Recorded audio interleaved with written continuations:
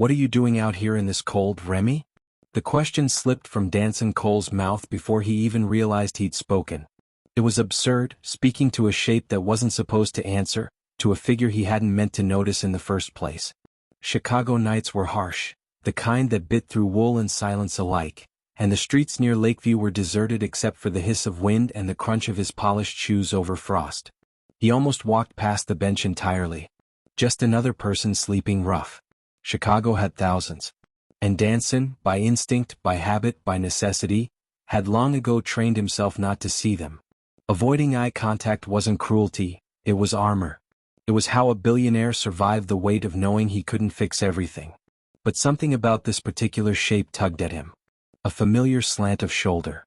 A familiar mop of dark hair. Something in the way the body curled in on itself, like someone trying to protect what little warmth they had left. Danson slowed, annoyed at himself for hesitating, annoyed at the sudden pulse of unease tightening his chest. He shouldn't be stopping. He wouldn't normally stop. Yet his feet refused to move past the bench.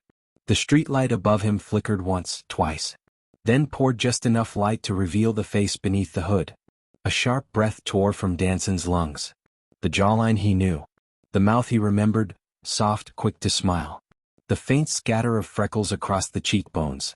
Recognition slammed into him with dizzying force. Remi Ortiz. His janitor. The man he'd fired. The one he hadn't thought about since. No, that wasn't true. He had thought about him. More than he ever should have. And now Remy was here, half frozen on a Chicago bench, snow dusting his lashes like brittle crystals, breaths shallow and uneven. Curled around a worn canvas bag Danson recognized instantly, the same bag Remy used during his shifts, patched at the corners, embarrassingly humble, heartbreakingly his. Danson's heart stuttered. The cold wasn't the thing that made him shiver. Remy? The name left him in a whisper, cracked at the edges. God, what happened to you? But the silent, unmoving body didn't answer. Danson didn't notice the cold anymore. He didn't notice the snow stinging his cheeks or the wind knifing through his suit. His entire world compressed to the motionless man in front of him. Remy's lashes were clumped with frost, his breath shallow enough that Danson had to lean in to see the faint rise of his chest. Remy? He tried again, this time softer, like speaking too loudly might break something fragile. No response. The city hummed faintly behind him. Distant traffic, a siren somewhere far off, the muted clatter of a train passing elevated tracks. Life went on. People moved. Lights flashed. But here, under the flickering lamplight, time felt suspended. Danson knelt. His knees hit cold concrete, but he barely registered it. He touched Remy's shoulder through the thin hoodie, flinched at the chill, and slid his hand to Remy's cheek. The skin was icy. Too icy. Damn it, the words came out ragged, almost unfamiliar. Danson wasn't a man who cursed often. People who had control didn't need to. But control was slipping now like snowmelt through his fingers. He cupped Remy's face, brushing a thumb across his cheek. It didn't stir him. Didn't coax even the smallest flinch. Remy's head lolled slightly to the side, his dark curls falling over Danson's wrist. Danson swallowed hard. This couldn't be happening. Not to Remy. Not to the man whose smile somehow made fluorescent-lit hallways feel less sterile. The man who always held doors open for people even when his own hands were full. The man who said, "Good morning, Mr. Cole," in a tone that made Danson's insides twist, warmly, annoyingly, inexplicably. The man who'd stood in front of him 3 weeks ago with apology written all over his face, as if being 5 minutes late was a crime worth punishing. And Danson had punished him.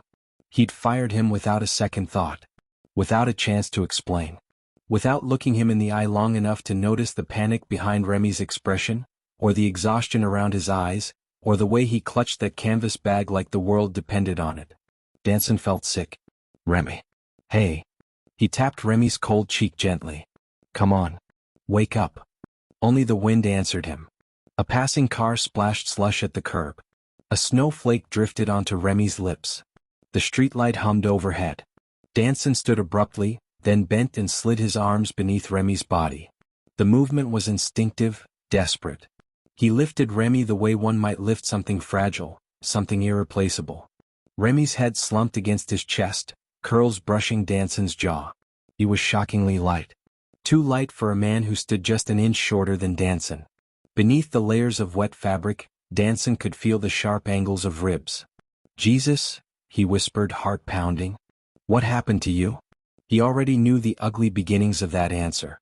And the realization clawed at him. He shifted Remy in his arms, holding him closer, tighter, trying to share whatever warmth he could. Remy's frozen fingers brushed against Danson's wrist, and Danson jerked at the chill. It spurred him into motion. He didn't think, didn't analyze, didn't calculate. He simply ran. Down the block. Across the street. Past shuttered shops and slush-coated sidewalks. People glanced as he passed, a well-dressed man carrying someone who looked half dead, but no one intervened. Chicago was like that, observant, compassionate in theory, silent in practice. Danson didn't care. The only thing that mattered was Remy's faint breaths against his throat. The nearest place with heat and people was Lakeshore Emergency Clinic, 2 blocks south. He could call 911, yes, but waiting felt impossible. He needed Remy indoors. No. His shoes skidded across a frozen patch. He tightened his grip instinctively, protecting Remy's head with his palm. "I got you," he murmured. "I've got you. Don't stop breathing, Remy. Don't you dare." The clinic's neon sign flickered as he burst through the doors. Warmth hit him like a wave. The receptionist jolted upright, her eyes widening as Danson carried Remy inside. "Oh my God, sir? Sir, what happened?" "He's freezing," Danson said, voice low, strained. He was unconscious on the street.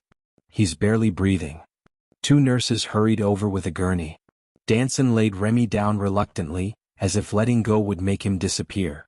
One nurse pressed her fingers to Remy's neck, the other grabbed blankets, monitoring equipment, and hot packs. "Patient is hypothermic," one nurse called. "Signs of exposure.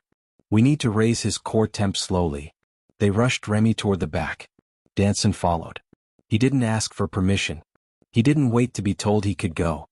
He simply moved like someone who had already decided he belonged at Remy's side.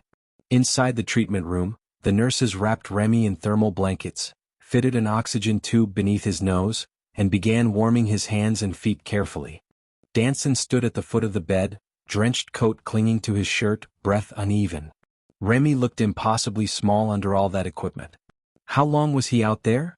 the nurse asked as she checked Remy's vitals. "I don't know," Danson said. "I don't?" He stopped, shaking his head. "I found him like that." The nurse nodded slowly. "He's lucky you did." Lucky. The word cut. Danson didn't feel like Remy was lucky. He felt like he was too late.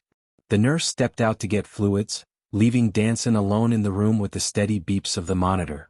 The shadows were soft against the walls.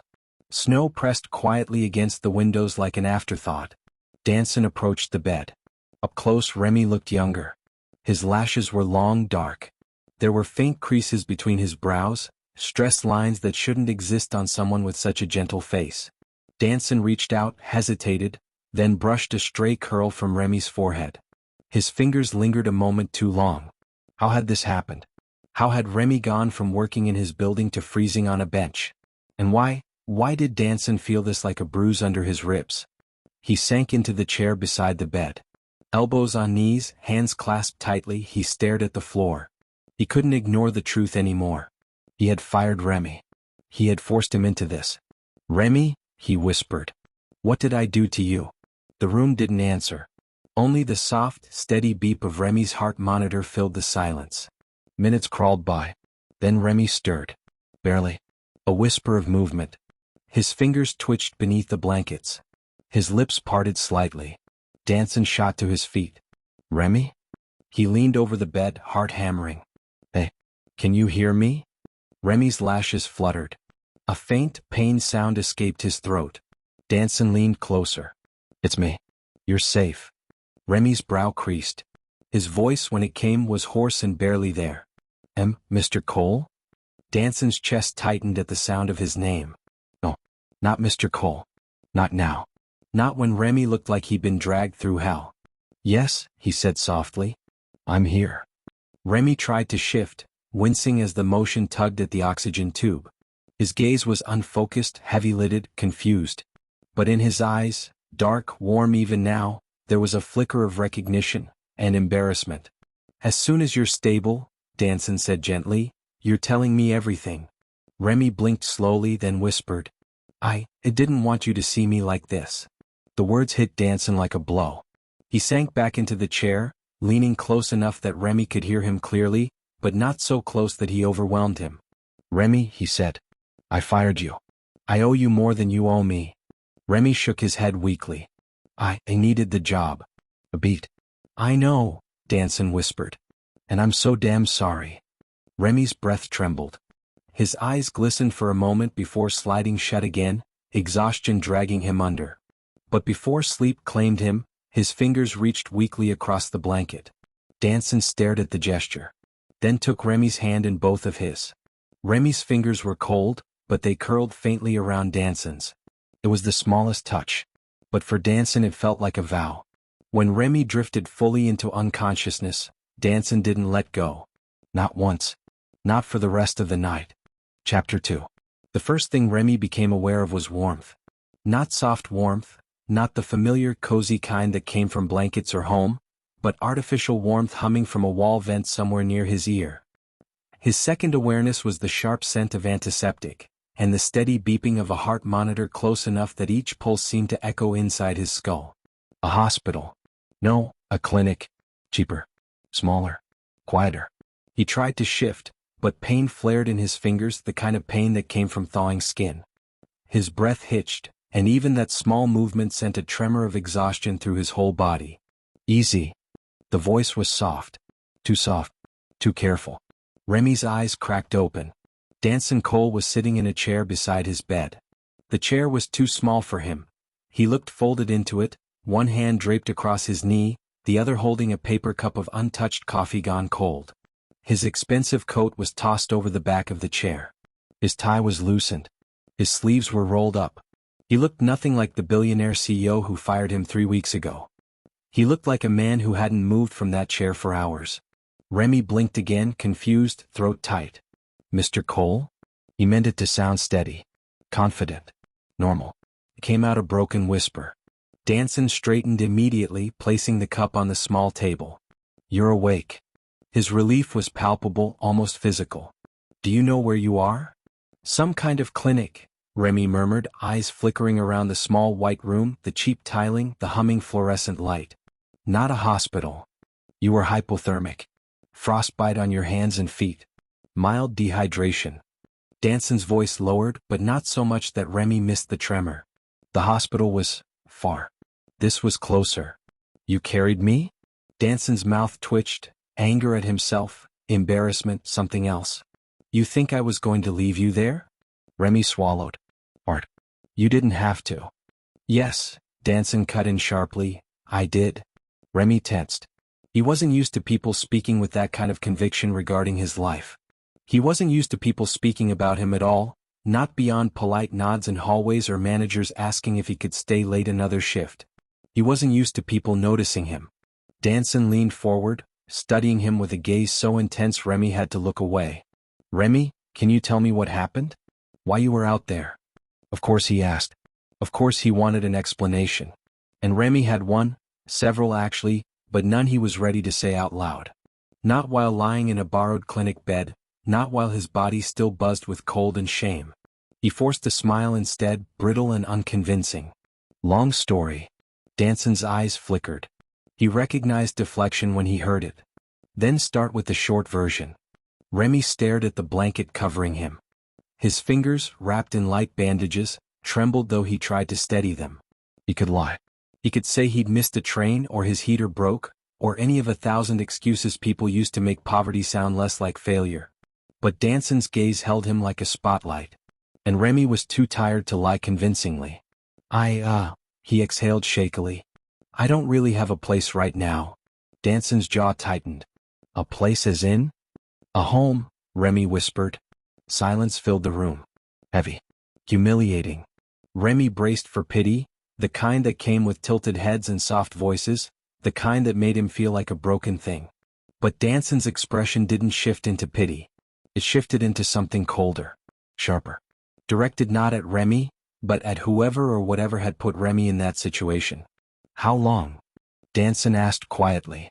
A little while. How long? Remy's throat tightened painfully. He had to force the words out. 2 weeks. Danson inhaled sharply as if punched. You've been on the streets for 2 weeks?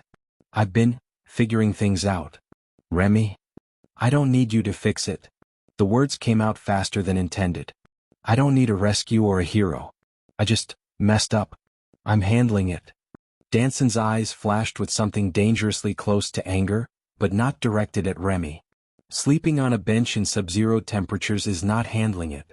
Remy looked away, ashamed, humiliated, but also, unmistakably, defensive.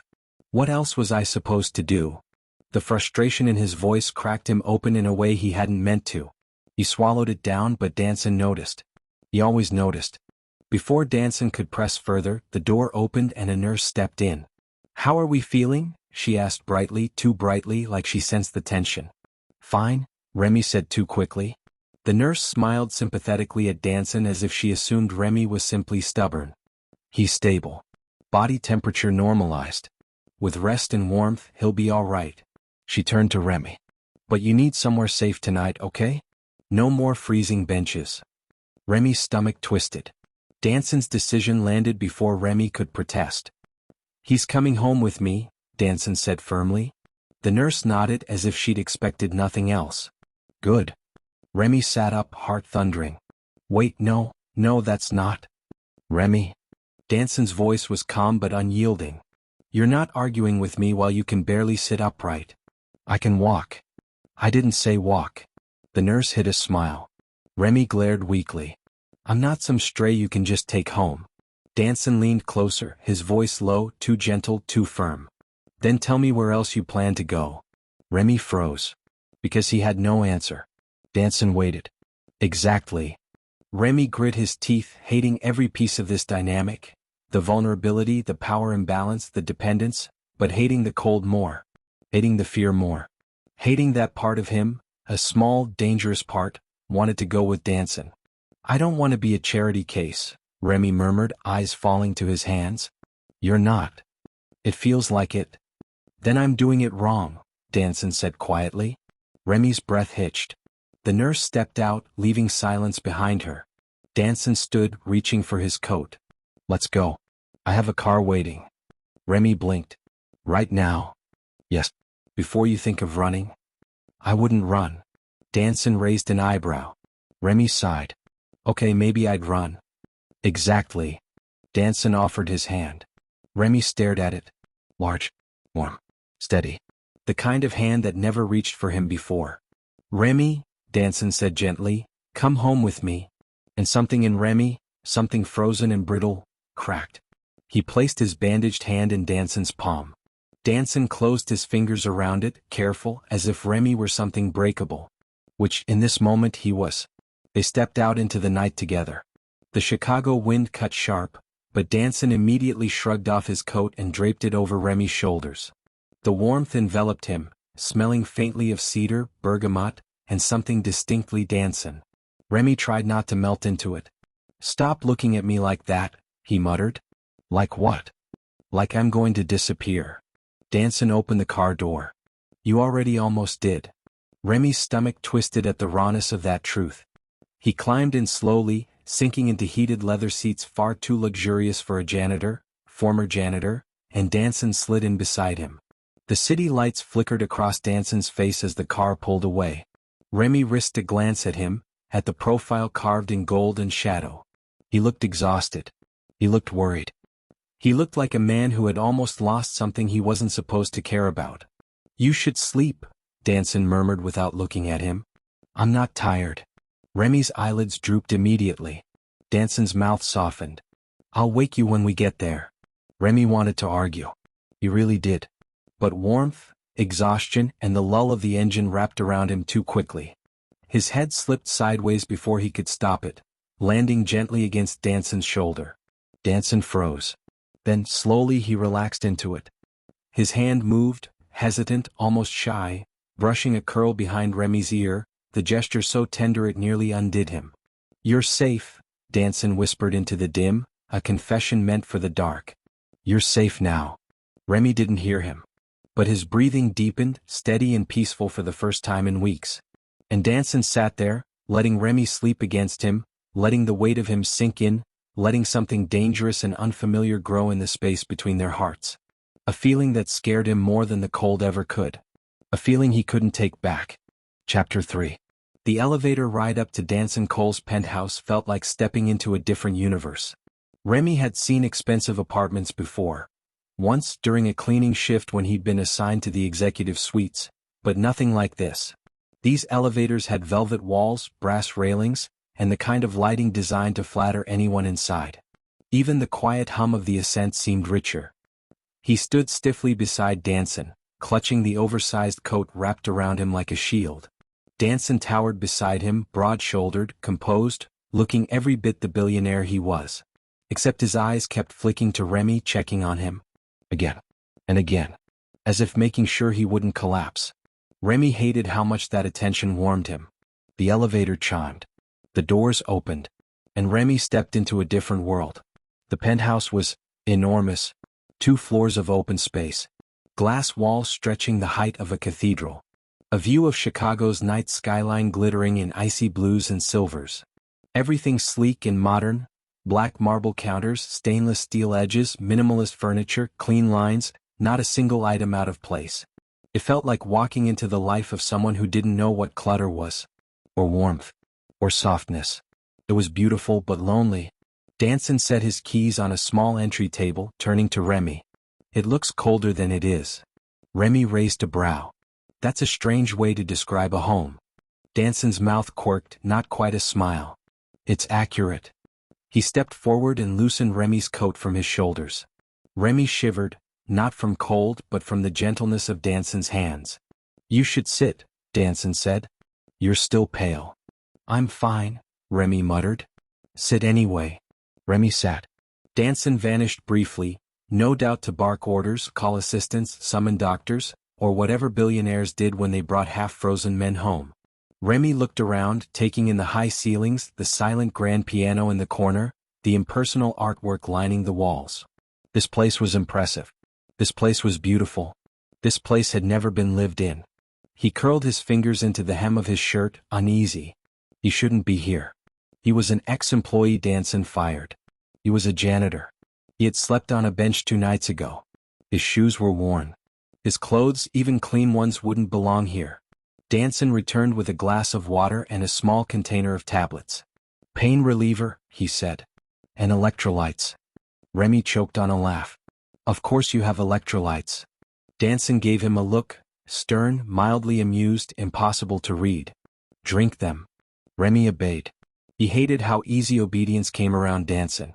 It made his chest tight, his throat warm, his mind hazy with something he didn't want to name. Danson took the empty glass. Feel any better? Remy nodded, though he felt more overwhelmed than improved. Good, Danson said quietly. Now let me show you your room. My what? Your room, Danson repeated, walking toward a hallway. Come on. Remy followed, bemused. The room Danson led him to was cozy. Cozy in a way the rest of the penthouse wasn't. Soft lighting. Warm-toned bedding. A small armchair in the corner. Thick carpet that muffled every step. This was the guest room, Danson said, hovering near the doorway. I haven't used it. That's obvious, Remy muttered. Danson looked at him sharply. Remy flinched. Sorry? I just meant it's very clean. Not like, lived in. Danson's posture eased. I don't have many visitors. Right. Because who would get close to him? Who would walk past the armor he wore like a second skin? Danson crossed his arms, suddenly awkward. It was strange seeing him awkward. Almost endearing. If you need anything, Danson said, clothes, toiletries, food, I'll take care of it. Remy stiffened. I don't want to be a burden. You're not. You keep saying that. Because it's true. Remy dropped his gaze. I'm not used to people helping me. Danson paused. I'm not used to helping people. Remy looked up. Danson looked back. They both stood there, staring, suspended in something quiet and charged. Then Danson cleared his throat. Get some rest. I'll be in the living room if you need anything. He turned to leave. And Remy spoke without thinking. Danson. The billionaire stopped in the doorway, frozen like a statue. Remy didn't know why he said his name. Maybe because saying Mr. Cole felt too distant now. Maybe because something about being in his home made the barrier thinner. Maybe because Danson had carried him, watched over him, stayed with him. Danson looked back, his expression unreadable. Yes. Thank you. Danson's throat worked, but no sound came. He simply nodded once, stiff, sharp like the gesture cost him something, and stepped out. The moment he left, Remy let out a long, shaky breath. He sat on the bed. He didn't lie. He didn't sleep. He listened. Danson moved through the penthouse like a large shadow, deliberate, quiet. He made a call, his voice low and calm. He's stable. No, keep it discreet. Yes, I'll handle the rest. Then another. Cancel my morning meetings. Pause. No, all of them. Another pause. I don't care. Cancel them. Remy's stomach flipped. He lay down. He fell asleep to the sound of Danson Cole rearranging the universe in the next room without hesitation. He woke hours later, startled and disoriented, unsure what time it was. Soft morning light filtered through sheer curtains. He sat up carefully, and noticed a folded pile of clothes on the chair. Jeans. A soft sweater. Socks. Boxers. All new. Tags removed. His heartbeat stuttered. He showered slowly, savoring the warmth, the steam, the clean scent of Danson's expensive soap. He dressed quietly, the clothes fitting well enough. When he stepped out, the penthouse felt different. Lighter. Danson stood in the kitchen, sleeves rolled up, hair slightly mussed, pouring coffee into 2 mugs. Remy stopped dead. He had never seen Danson like this, informal, undone, human. Danson turned, spotting him.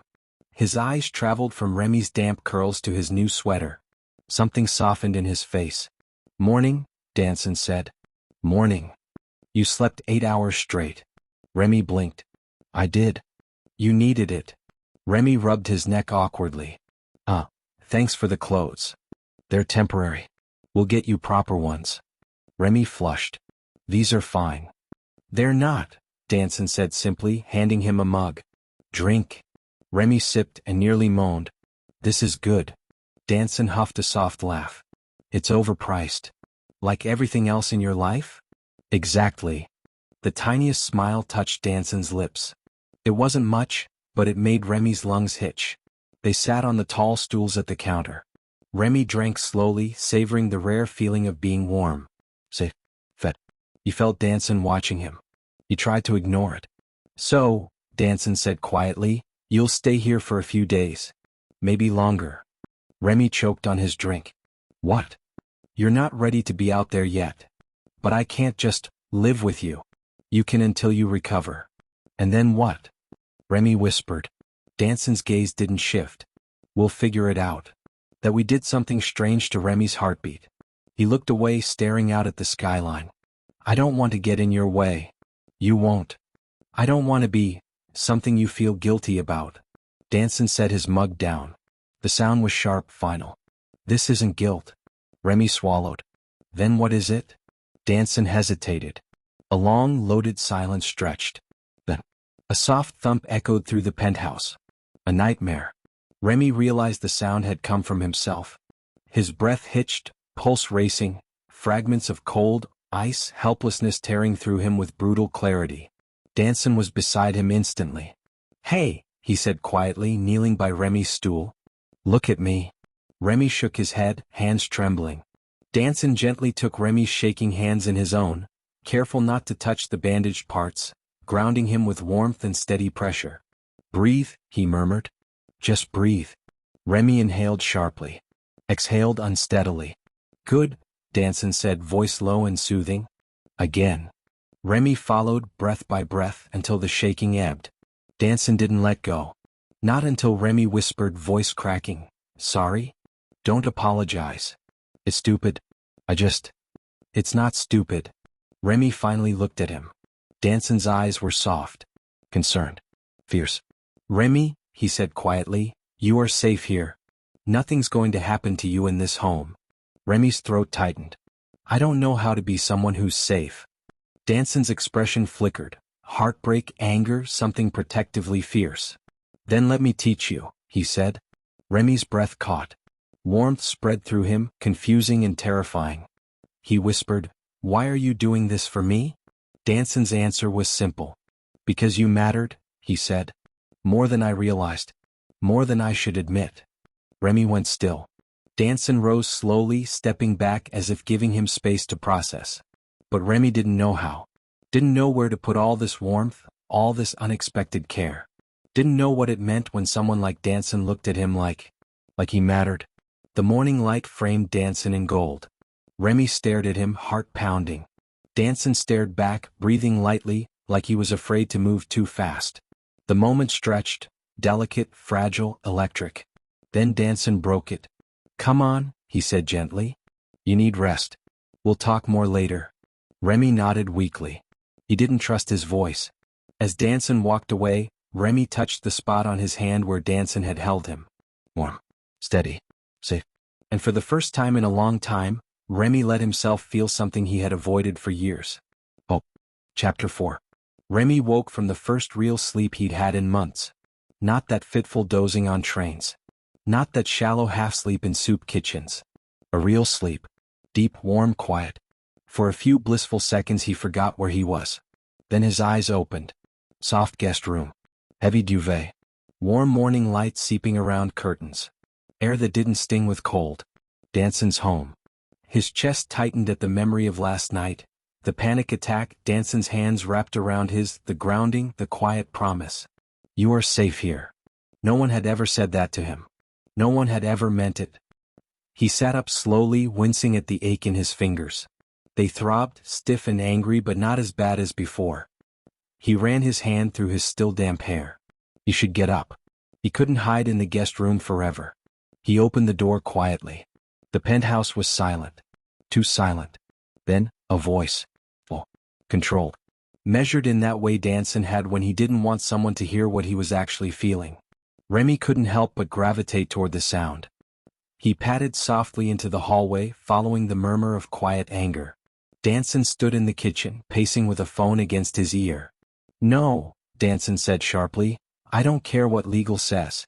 I want the termination file pulled. Today. Remy froze. Termination file. His termination file. Danson dragged a hand through his dark hair, tension coiled in his shoulders. I don't care what protocol was followed, he snapped. If he shouldn't have been fired, he shouldn't have been fired. Fix it. Remy's stomach dropped. Confusion tangled with humiliation. Shouldn't have been fired? He felt dizzy. He backed away instinctively, bumping into a side table. The sound was small, but Danson whipped around immediately, eyes sharp, voice stopping mid-sentence. I'll call you back. He hung up. Silence stretched between them. Remy's voice felt small. You're fixing my termination file? Danson inhaled, deep, slow, bracing himself. Yes. Why? Because it was wrong. Remy stiffened. He knew this tone. He'd heard it before, in bosses who didn't want a complaint. In managers smoothing things over so they wouldn't get sued. In people trying to cover themselves. I don't need pity, Remy said quietly. Or guilt money. Or whatever this is. Danson blinked, startled. What? No. Remy cut him off, voice shaking. You don't have to fix anything that happened. You don't owe me anything. Danson stepped forward. Remy? I got fired. It was my fault. I was late too many times. I messed up. It's fine. Danson's jaw tightened. His voice dropped to something low, almost dangerous. It wasn't your fault. Remy flinched. Don't do that. Do what? Pretend I didn't deserve it just because I'm in your home now. Danson's throat bobbed. For a long moment he said nothing. Then, come sit. It wasn't an order. It wasn't a request either. It was something in between, gentle but firm. A voice that wanted to be refused but hoped it wouldn't be. Remy hesitated, but followed. They sat on opposite sides of the large kitchen island. Remy's hands curled around themselves on the counter. Danson studied him for a long moment, then exhaled slowly. You weren't fired for being late, Danson said. Remy stiffened. That's what HR said. I know, Danson replied.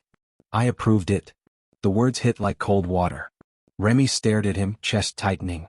It hurt. More than he expected. More than it should hurt. You signed my termination, Remy whispered. And now he gestured weakly around the penthouse. Doing all this? Danson's voice softened. I didn't know the truth when I signed it. The truth? There was a complaint filed. Remy's blood ran cold.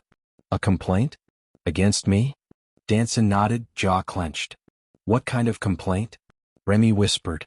That you were showing up to the executive floor unassigned. That you were lingering. Danson's voice strained. That you were distracting staff. The words felt like punches. Remy felt his spine straighten automatically, defensive, ashamed, angry, hurt all at once. That's not true, he whispered. I would never. I know, Danson said immediately, leaning forward. He wasn't lying. His voice had weight. Regret. Anger. Not at Remy. At himself. Remy looked away, throat tight. Someone lied about me? One of the managers on the 10th floor, Danson admitted.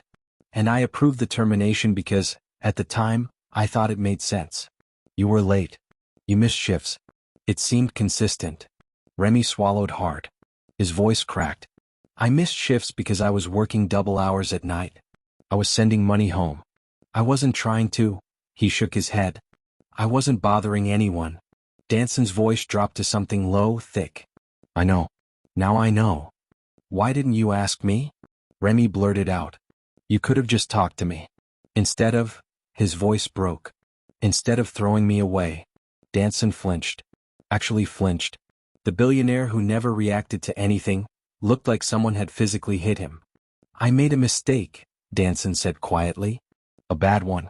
One I regret every day. Remy's breath stuttered. His fingers trembled against the countertop. Danson's voice gentled. Remy, look at me. He couldn't. He was afraid if he looked he'd break. Remy, Danson repeated, soft, pleading. Remy lifted his eyes slowly. Danson's expression was raw. Unarmored. Something Remy had never seen before. I should have asked you, Danson said, voice tight. I should have listened. I should have looked at you, really looked at you, and realized that you weren't the kind of person who would do any of the things they accused you of. Remy's breath quivered. Why are you saying this now? Danson exhaled shakily. Because I don't want you to think your life fell apart because of something you did. It did. Remy swallowed. I lost my apartment. My job. Everything. I ended up sleeping in train stations. Because of my signature, Danson said, voice breaking. Not your failure. Silence. Raw. Bare. Heavy. Then Danson continued, quieter. I can't undo what happened. But I can tell you the truth now. And I can try to fix what I broke. Remy's eyes burned. What? Why try to fix it? Danson's jaw flexed.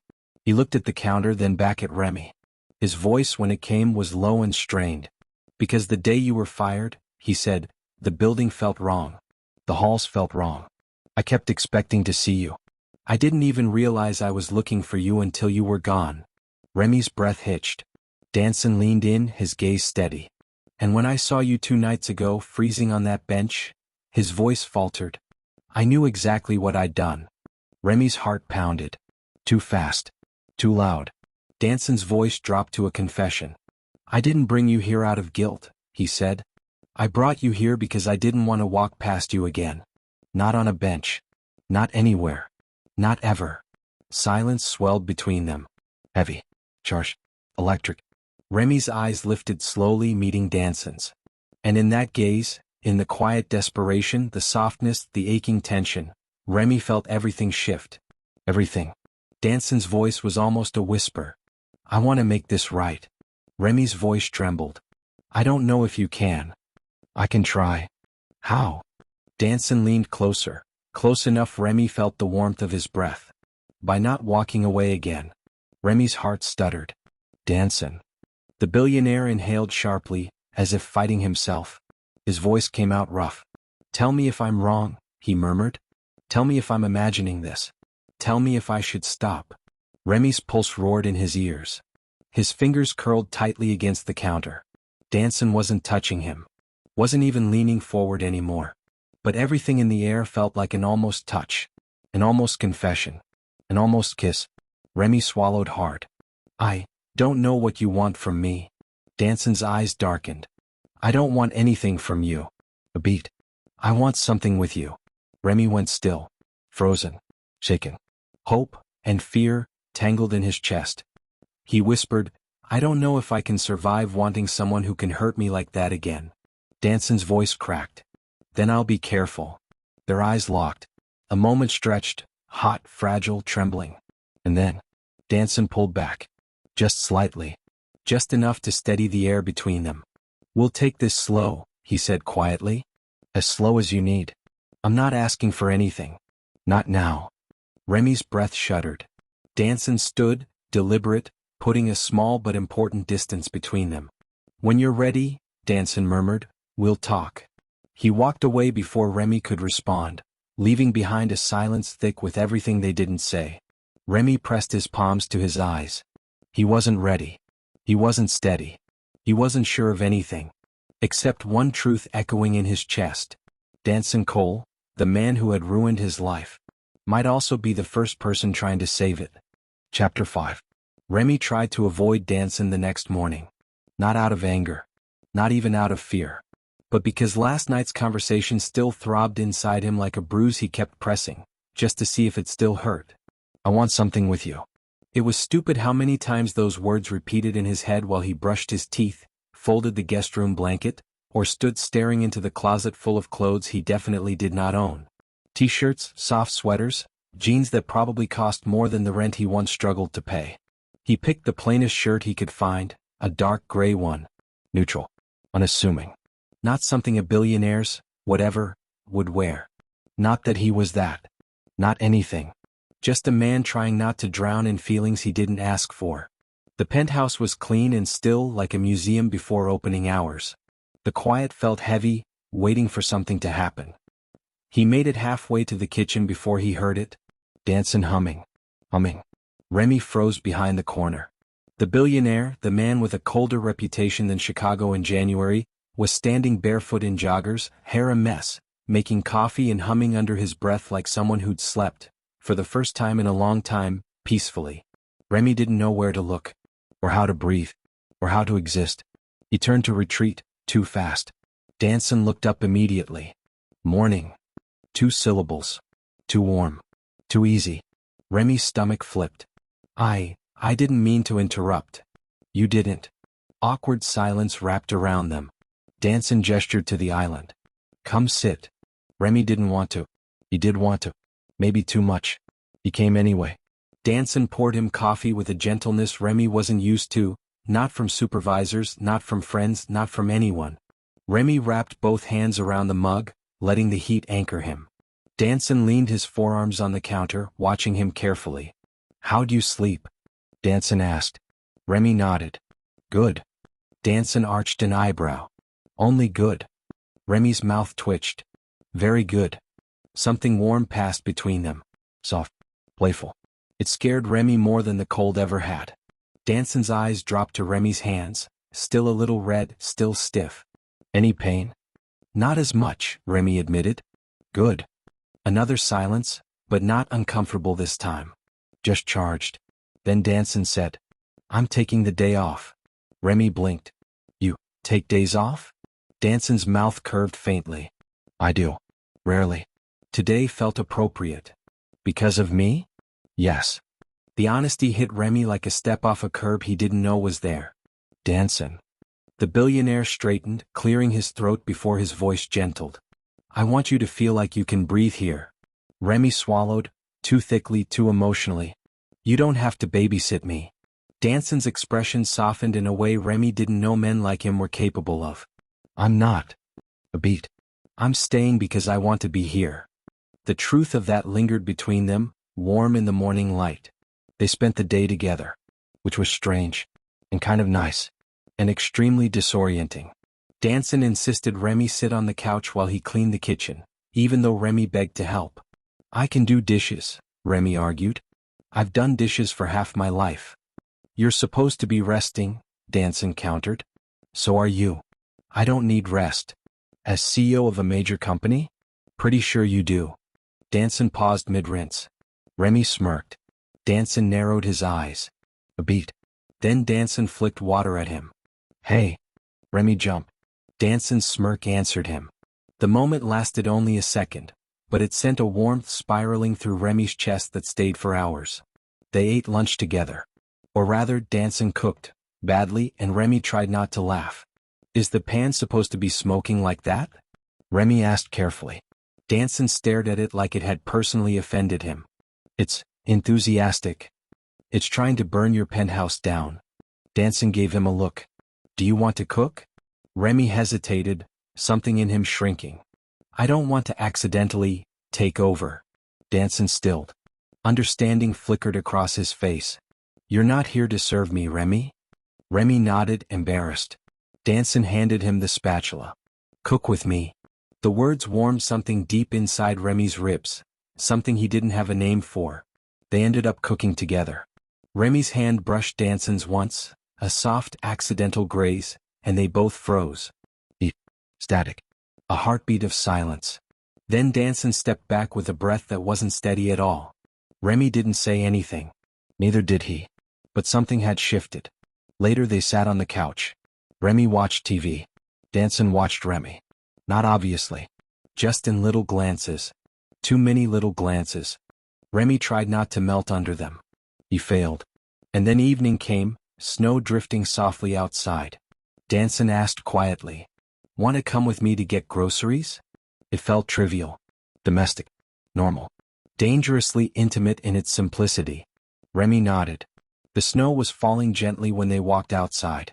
Remy bundled into Danson's old hoodie, way too big, sleeves covering his hands. His breath fogged the air. Danson walked beside him, close enough that their arms occasionally brushed. The city was soft in winter darkness, lights glowing warm behind windows. Something about it made Remy feel like he was walking in a dream he was scared to wake up from. They stopped at the crosswalk. Snow caught in Remy's curls, melting against the warmth of his scalp. Danson noticed. Without thinking, he reached out, fingertips brushing a flake from Remy's hair. A small touch. Innocent. But not innocent at all. Remy's breath caught. Danson froze, hands suspended in the air between them. His voice when he spoke was low. You had snow. Remy's heart hammered. Oh. But neither of them moved. For a moment, a long, stretched moment, the world narrowed to a single point of heat between them. Danson's fingers near Remy's cheek. Remy's lips parted in surprise. Snow falling silently around them. A pulse of want ran through the air. Dangerous. Sweet. Unavoidable. Danson lowered his hand slowly. Too slowly. Remy's breath fogged the cold air. Thank you. Danson swallowed hard. Of course. They crossed the street without another word, but the tension burned between them all the way to the grocery store. Inside the store, the domesticity returned, gentler now, threaded with unspoken things. Danson held the basket. Remy grabbed ingredients. They debated brands, flavors, and snacks. Danson sneaked a pack of Remy's favorite cookies in the basket. Remy caught him. You don't have to buy me things. Danson lifted an eyebrow. I know. Remy looked down, cheeks warming. Then why? Danson's voice softened. Because I like seeing you choose things. Remy's pulse fluttered. When they walked back, snow was thicker. Remy shivered just once.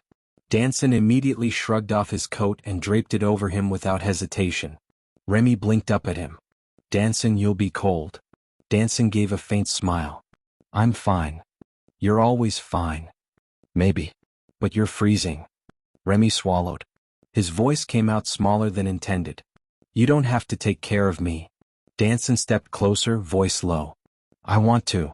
Those 3 words landed like heat in Remy's chest. He looked away, because looking at Danson in that moment felt like stepping off a cliff he wasn't sure he could climb back from. When they got home, the penthouse felt different. Warmer. Lived in. Sure. Remy put away groceries. Danson lingered near him, not hovering, not crowding, just quietly present. At one point, Remy reached for a top shelf. His fingers brushed the bottom of the cabinet, then pain jolted through them. He hissed. Danson was beside him instantly. What happened? Remy shook his hand, forcing a smile. Just a twinge. Danson gently, unbelievably gently, took Remy's hand in both of his. The warmth was immediate. The contact grounding. Intimate in a way Remy wasn't ready for. Danson's thumb brushed the edge of Remy's reddened knuckles. You're pushing too hard. Remy nodded, voice caught in his throat. I know. Neither moved. The world shrank again, to touch, breath, heat. Danson looked at him, really looked, with eyes that held something new. Something Remy didn't know how to name. Remy, he murmured. Remy swallowed. Yes.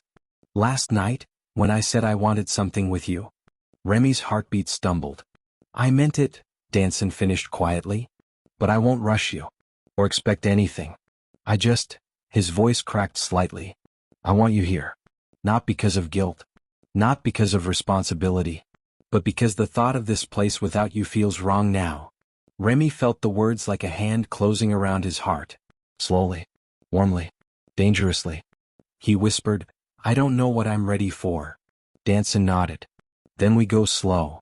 Slow? Remy echoed. Danson released his hand gently, and the absence of warmth made Remy shiver. His voice barely carried. Thank you, for today. Danson's eyes softened. Thank you, for staying. The moment stretched, soft, fragile, shimmering with possibility. Not a kiss. Not yet. Something sweeter. Remy went to bed that night with warmth in his chest he couldn't ignore anymore. Danson stayed awake longer, sitting on the couch, staring at the door of the guest room, wondering how something as quiet as a man in his kitchen could feel louder than the entire city outside. Chapter 6. The first sign that something was wrong came at 6:13 a.m. Remy was still half asleep when Danson's voice carried down the hallway, low, sharp, clipped in that way that meant he was furious but trying not to show it. No. Absolutely not. You do not move forward with anything until I get there. Remy sat up, the sheets falling off his shoulders. Danson didn't yell. Ever. Even last week when he'd found Remy freezing in the park, he'd spoken in a strangely controlled panic. But this was different. Remy slipped into the hallway quietly. Danson was by the enormous window, suit on, tie undone, phone pressed to his ear. Snow fell softly outside, but inside the air felt like lightning. I don't care what Prescott said, Danson snapped. You don't take unilateral action against employees until you speak to me. Period. Remy froze. Employees. Danson turned, finally seeing him. His expression flickered between frustration, worry, and something that looked like regret. I need to call you back, he bit out and hung up. The room thickened with tension. Danson? Remy asked quietly. What happened? Danson's jaw flexed, the telltale sign he was choosing his words carefully.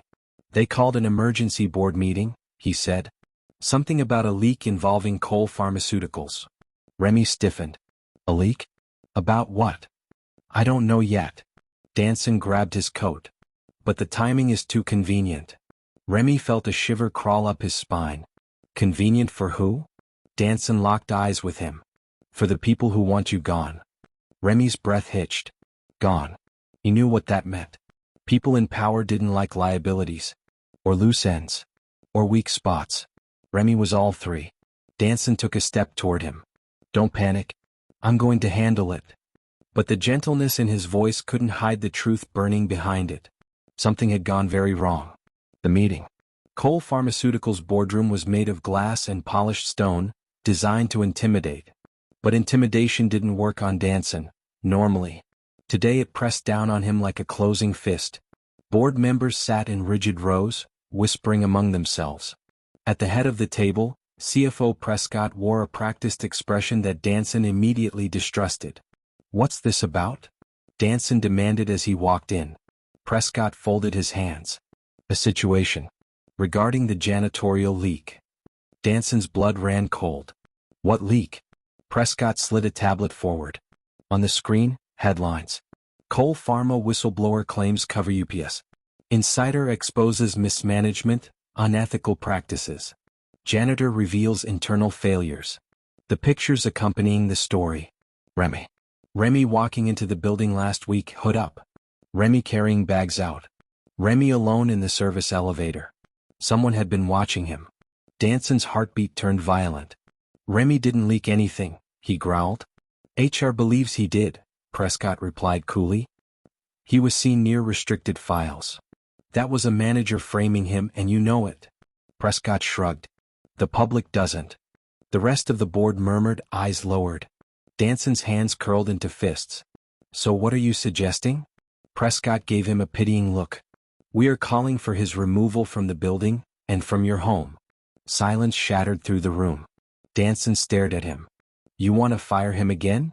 Yes. From my house. Prescott leaned back. He's a liability. And liabilities tied to you become company liabilities. Danson stepped closer, voice lowering into something dangerous. You don't get to dictate who I let into my home. Prescott's tone never wavered. You're the CEO, Danson. Your public image is not private. If we survive this scandal, assuming it is a scandal, it will be despite him, not with him.